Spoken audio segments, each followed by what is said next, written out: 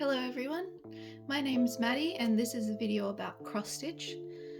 It's been a little while since we've chatted, so instead of trying to go through absolutely everything that I've worked on since last time, I thought we'd have a bit of a look at my Whip Go goals and the work that I've done on those, and have a little bit of a look at the stash that I have added to my collection over the last few months as well. So these are the calls for Whip Go so far: 11, 7, 8, 9, 10, 4, 20 and 24. And I've done pretty well. I did set really small goals for myself, so that made it a little bit easier. So let's pull out some of these projects and have a chat about them. Okay, so this is my printed kit. I've been calling it, and it is named Autumn Cottage. That's the preview there. It's by Ladybird. It's the brand on this one. And this is what the canvas looks like. So that's a little bit of a larger canvas. This is on 14 count Aida. I was originally working down the colours, so from 1 downwards, but as I worked on it this time, I finished off colour number 2, I believe, or 3. Colour number 3 I finished off, which is the red stitches. It's a little bit hard to see because there are still some printed sections that are red as well. But the most of the work that I did when this was called for Whip Go is in this corner here.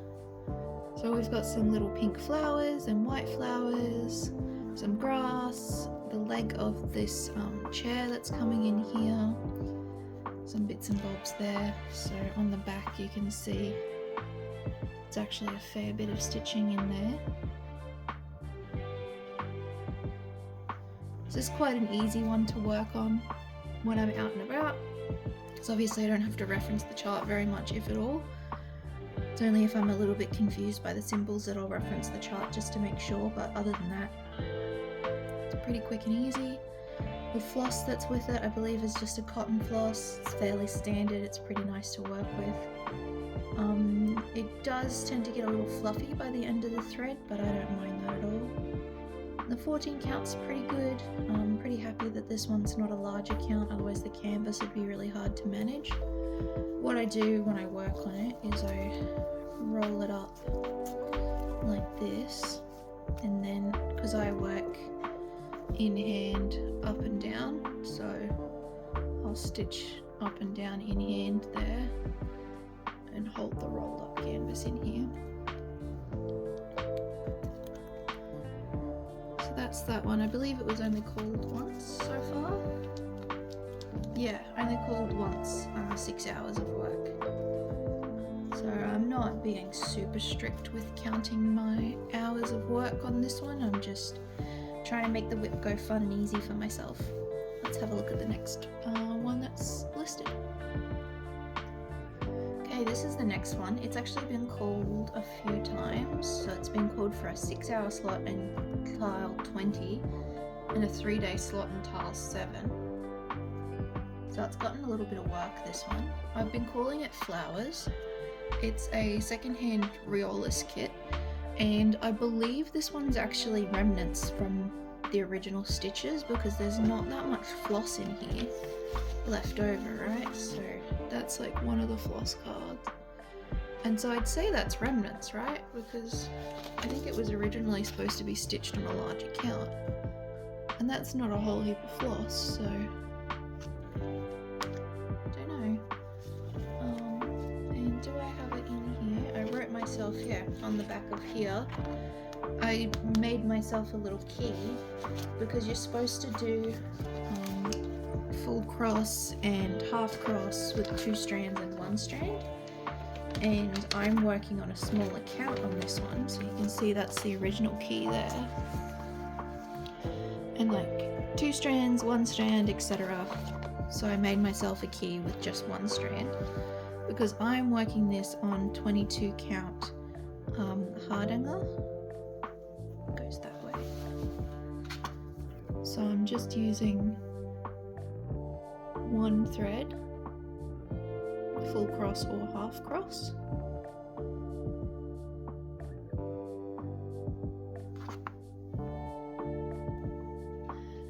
And that's where I've gotten to with those whip go quills so far. I think it's turning out quite pretty. I did this one originally as a test for whether or not I'd like to work on 22 count before I started my Haid on 22 count. And I'm glad I tested it first, and I am enjoying it. I don't know whether I would have put this pattern on this fabric if I didn't want to test it, but I'm glad that I did, considering that there's not really a lot of floss on these cards here. Let me grab the cover photo again for you so you can see how it's turning out. So I think there is a teensy bit of definition that's being lost. Like, this is supposed to be really pale here, and it's got a little bit more vibrancy because it's got the same intensity as the single stitching in the flowers, if that makes sense, because it's not two strands and one strand, it's all one strand. But I don't think I mind that, and I really love how all these leaves are turning out. I think they're quite pretty. So I'm happy to keep working on this one, and I'm glad that I put it on my whip go board. The next one we're going to talk about is listed as Dragonfly on my whip go board, and I believe it's called Dragonfly Scroll. Oh goodness, we'll have a look in here for the card.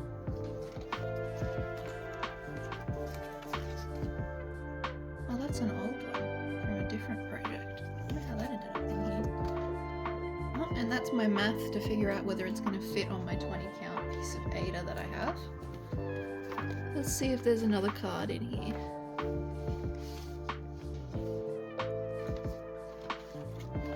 Hey, third time's a charm.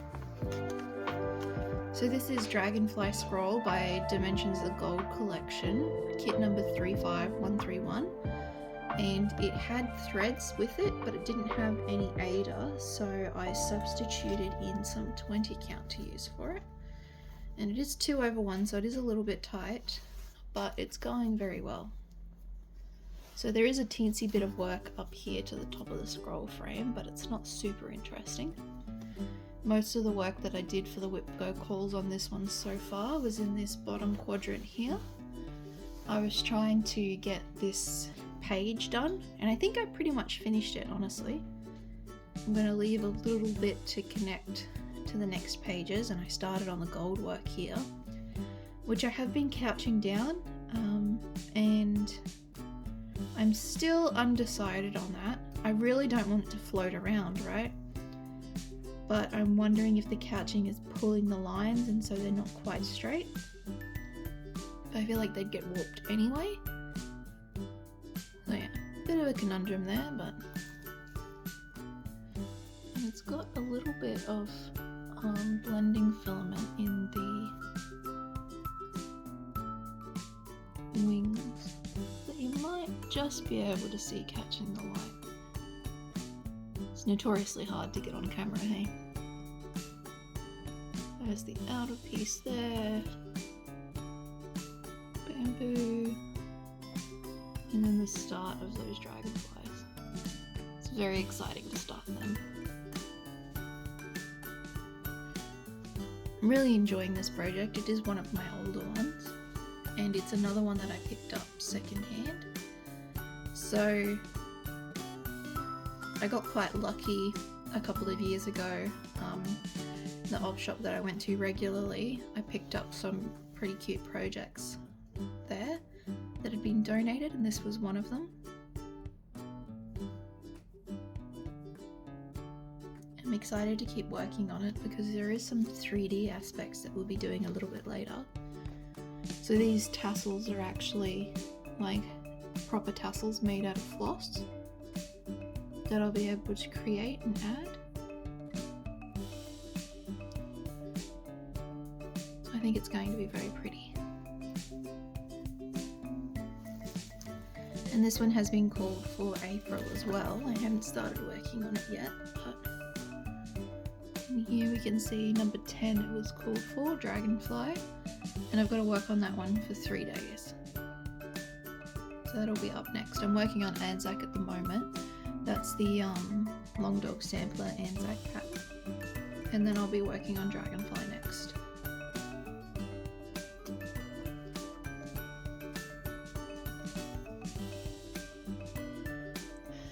Okay, before we continue looking at some of my stitching progress, let's have a look at some goodies that I picked up from the Mirabilia retreat in Brisbane, Australia a couple of weeks ago.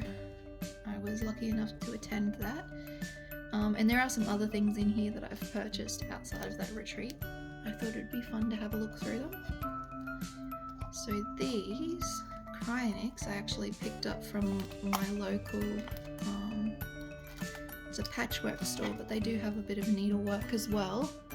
And they had all of these Cryonics, they must have like done an order and they've been sitting around for a while. But they had these Cryonics on sale for $2.50. And they're notoriously hard to get a hold of, Cryonic, at the moment, so I thought when I saw them there I picked up some that I liked and some that I thought would be useful in patterns and added them to my collection. There was also a bin of beads that were $1 each, I believe, and they used to be a lot more. So this one's a little bit hard to see, it's sort of like a teardropped green bead.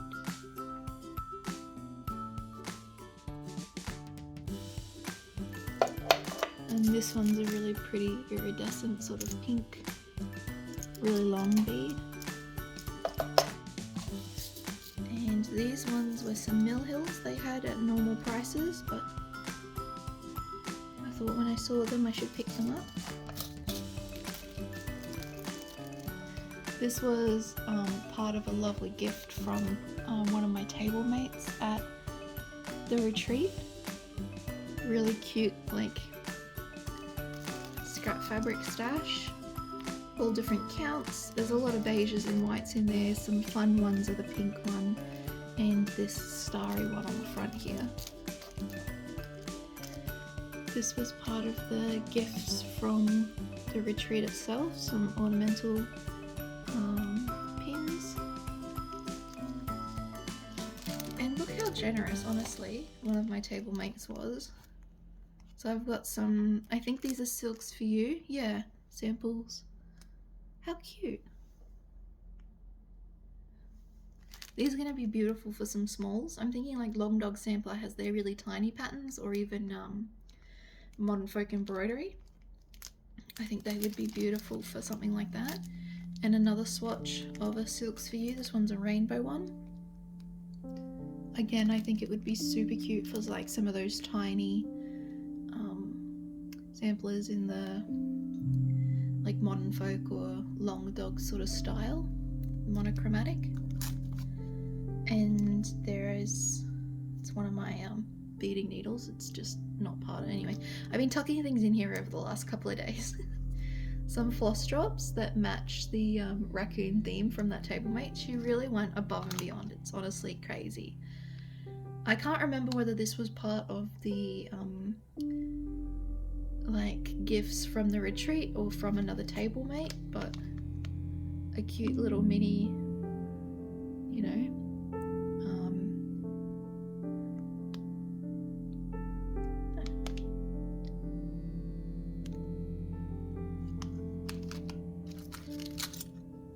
this was from one of my table mates, a similar sort of concept with a needle threader, a safety pin, some floss cards, a few wonder clips, and a this is like a little keychain that you can put something in, so you could do like a really tiny stitch in this one of like your initials or something cute, maybe on like a high count fabric or over 1 on a 28 or something like that.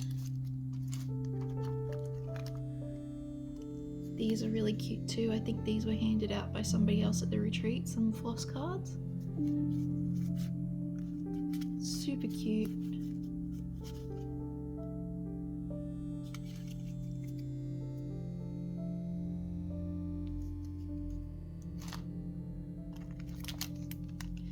these are part of that raccoon set. Some more pins. These were handed out by I've forgotten her name, who attended the retreat, but she's opened up a brick and mortar needlework store in Brisbane. So it's Coco X Stitch, South Pine Road in Queensland, in Brendale. You can find them on Instagram, and I think they're opening up an online store very soon. There's a few other bits and bobs in here. Another thread stash, some more beads that I bought at the shop the other day, beeswax, a tiny mini hoop for the thread cards. I've already opened up that one. And a little tape measure. So I really got spoiled at the retreat and I had such a wonderful time. I can't wait to go back next year. I think I will if I can. It was really enjoyable and pretty magical to be in a room full of stitches. Speaking of Mirabilia, another whip go call that I had last month, which I thought was pretty cute, was Cathedral Woods Goddess. So that's the preview there. And I'm working it on this beautiful fox and rabbit seaweed linen. And she got some pretty significant work during the retreat and the travel there and back. Excuse my chair making creaky noises in the background. So I got her face completely done during the retreat, or the train ride back, I think. Yeah, I think it was just after the retreat that I finished her face. During the retreat itself, I worked on this side of her headdress and hair, and I got all of this beading done, pretty much all of that beading done in one day at the retreat. So it was a bit deceptive about how long the beading was going to take. I didn't think it would take that long, but so we've got some bigger treasures in her headdress there, and on here on her antlers, and the leaf treasure in her hair there. Lots of pretty beads.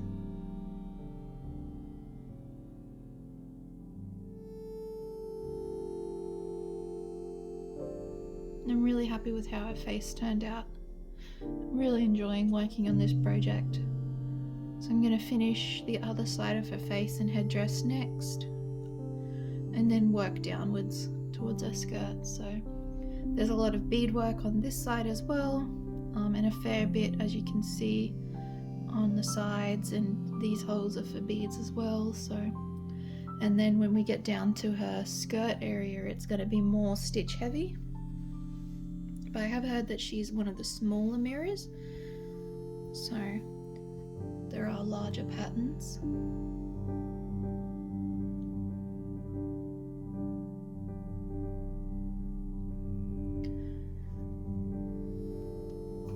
Okay, so one of my April whip go calls is Long Dog Samplers Anzac, and that's the preview there. I'm working on an opalescent 18 count Ada from Paddock Lane Designs. It's called Aussie Flame. So I had this section done when I picked it up this morning. I've been stitching for a few hours today. I've been lucky to have some time. And then you can see up here with my hanging thread, I'm currently working along the top here. So my thinking with this project was to finish the border all the way around. That way, if I have any counting errors, I'm not going to have to fudge it in the border, because I've heard people working on long dogs have struggled a little bit when they work from one corner to the other. A few mistakes here and there can get compounded and make it really tricky to finish in the end. And this one I started on the leap year before whenever the last one was, so I think I should be a quarter of the way done theoretically on this one to finish it by the next leap year. Obviously, I haven't been working on it as often as needed to reach that sort of goal. So I think I've got it penciled in to finish half of it this year if possible. But there's no point in stressing about hobbies, you know, I just want to enjoy my stitching, and if I try and make it a job, I don't think I'll enjoy it as much. So that's another reason why my whip go goals are so, I don't know, easy or small, relatively small for me. If I really knuckle down, I can get a fair bit of stitching done. I'm lucky to have enough spare time, but I don't want to make it stressful. So it'll be done when it's done, and I'll enjoy it. This is a Silks For You floss. It is PR012, 29th of Feb 24, and scheduled to finish in 2028. It's a little bit of time still to go on this one. And the bag that it's in has got flowers on the outside with the gum leaves, and Australian fauna on the inside with more florals. It's a really cute bag. And this little keychain I got from Taronga Zoo. So it's all very matchy on theme, and it makes me happy every time I look at it. So that's the Whipgo ones that I wanted to talk about. I guess I can pull out some more stash acquisitions that I've gotten in the last few months. Okay, so I went to the sewing basket for a look around, and I found this guy sitting in the fabric pile for a couple of dollars. Yeah, $2. So the sewing basket is a specialty second-hand store for craft supplies. So I think like patchwork and fiber arts. And this little guy was just sitting there. Look at him. I couldn't leave him behind. Look. Bless his little heart and his little teeth.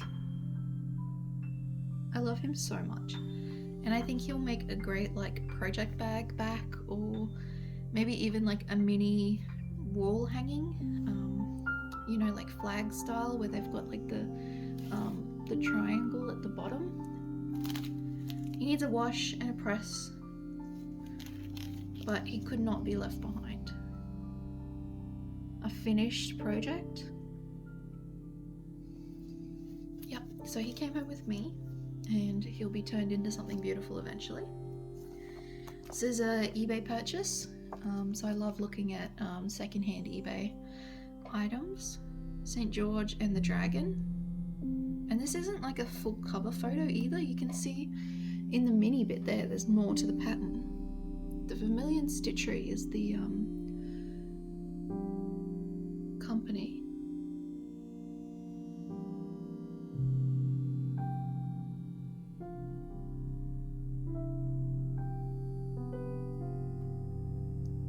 Anyway, I just think that this horse's expression is very funny. I think this person's expression is very funny, and I don't know if you can see the giant, I assume that's their eyeball, and if it's not, I don't care, it is their eye. Sort of medieval tapestry storybook kind of vibe here, and I really love it.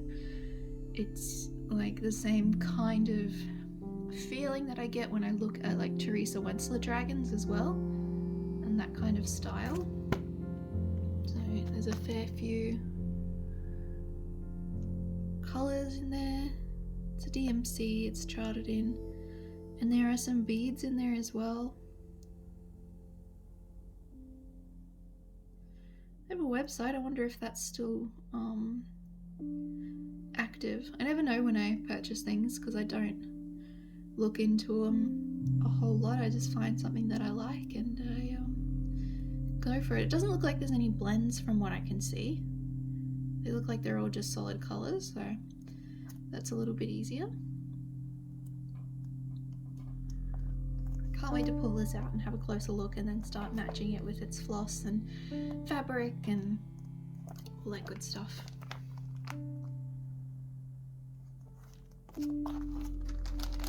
This is a Couchman Creations pattern. I have been collecting Couchman Creations. They're an Australian designer and I love their stuff.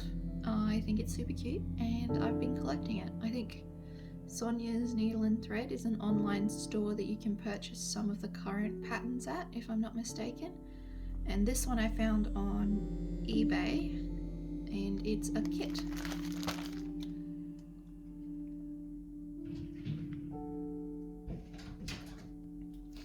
And it's been kitted up. I think the Fox collection maybe did the kitting up. I don't know how you say it. I believe it's a 14 count Aida that it's with. It could be a 16 count, I can't remember. But look at all the beautiful colours. I love the blue in amongst all the greens. And I really enjoy stitching with green, so I think this is going to be a fun stitch for me. It should be quite an easy stitch by the looks of it. There's lots of colour blocking. So I'm very excited about that. I think it's on my short list to start this year, if I'm not mistaken. Those are books I've read this year. Let's have a look. Yeah, new start wish list. So yeah, it's on my list of things to hopefully start.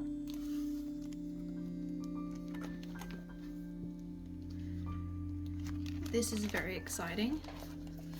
It's another eBay purchase and I'm very happy with this book. It's a little bit hard sometimes to purchase books on eBay because I'm not sure what's inside them. Sometimes they don't have a lot of photos of the insides, and it's also hard to tell how many pages there are sometimes from the photos.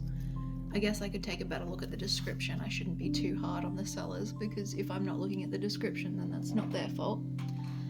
But I'm really happy with this purchase, and I think there's a lot of great patterns in here that I can make up into ornaments for a Christmas tree this year. So I should probably get started on some ornaments this winter, hey? That way I'm not rushing at the end of the year. So let's have a look at some of these. I'm just gonna pull it off screen and have a bit of a look. You can have a preview of the next thing that I'm gonna talk about. So I don't really want to show all of the patterns. So the first section in this book is Australia in miniature, which, like I said, is going to be perfect for ornaments. I think they're going to be so cute. And I can use some of my threads from Cottage Garden to stitch these up, which will give some more movement to them. So there's some seashells.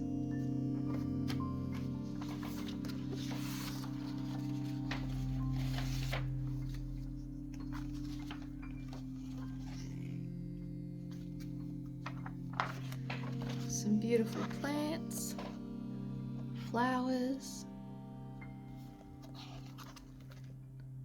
Aren't they pretty?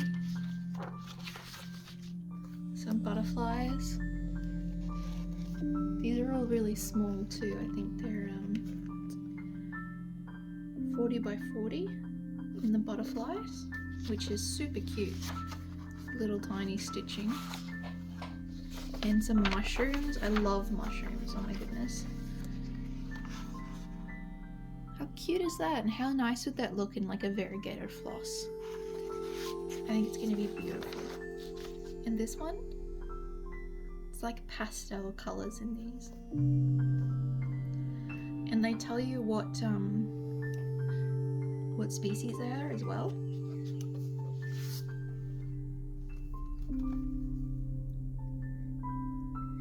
Then there's an alphabet. The next section is on wildflowers. So again, some more ornament-sized stitching. There's this wonderful wreath, which you can take sections from as well.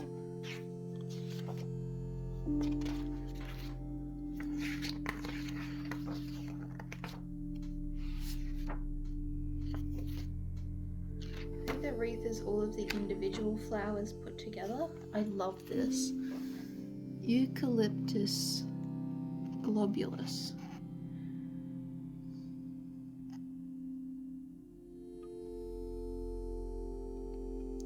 And there's some straight stitching and some French knots in there to make it look the way it does.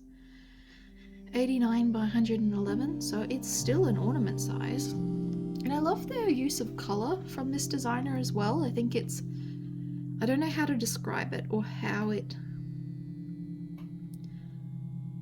looks different. I think, I don't know what words to use. It's like using different colours instead of different values in the same colour, and some really like solid colour blocking as well. It's almost like illustrative or picture book kind of looking.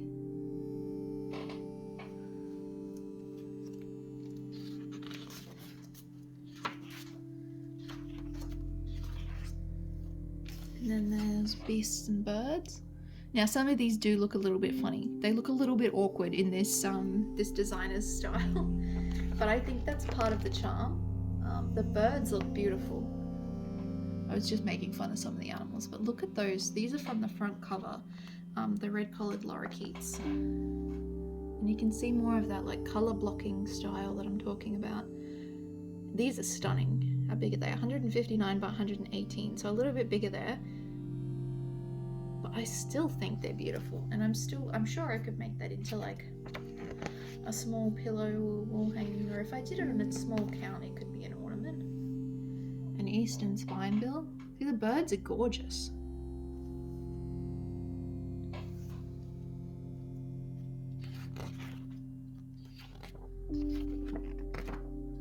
This cockatoo's coming up. I can see the chart there. Yeah, look. Kookaburras, sorry. I always get cockatoos and kookaburras mixed up. I don't know why.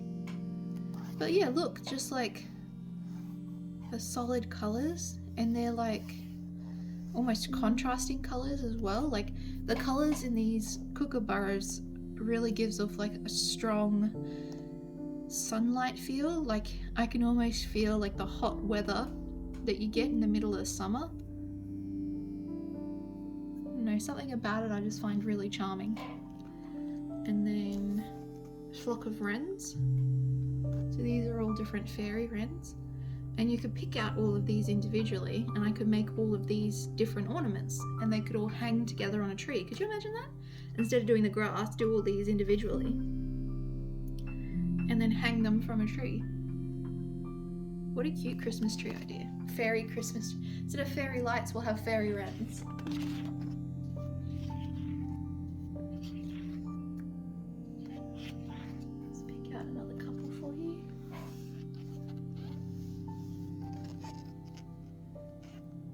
Now these ones are Major Mitchell cockatoos, the pink ones. Look at them. 106 by 146. I could pick one of these birds and do them. Beautiful. So I won't show you the whole book because we'll be here forever, so there's also houses and boats. So people who are into houses, this might be a good pickup for you as well, because there's a whole heap of different famous houses from around the country, and a few like distinct styles of houses in Australia, and some transport as well at the end. But I'm really interested in the birds and the flowers. I have to find one of the goofy animals for you first before you go. Hold on.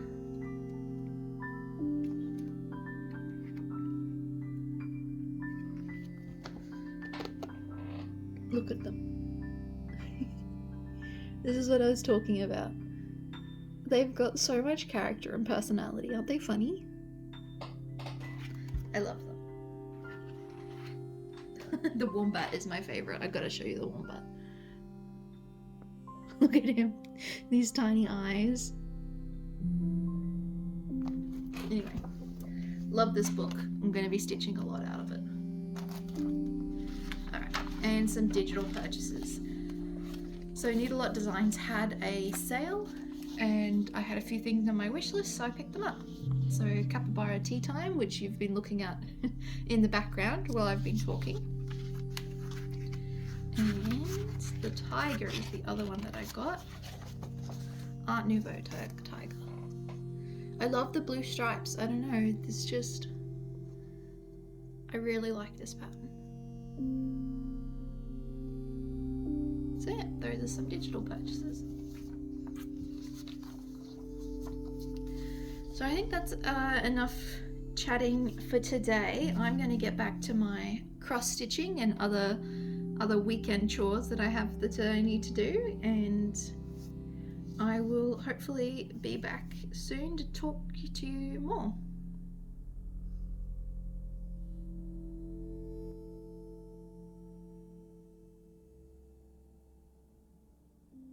Well, I think that's everything that I wanted to talk about today. Thanks for hanging out with me, and I'll see you next time.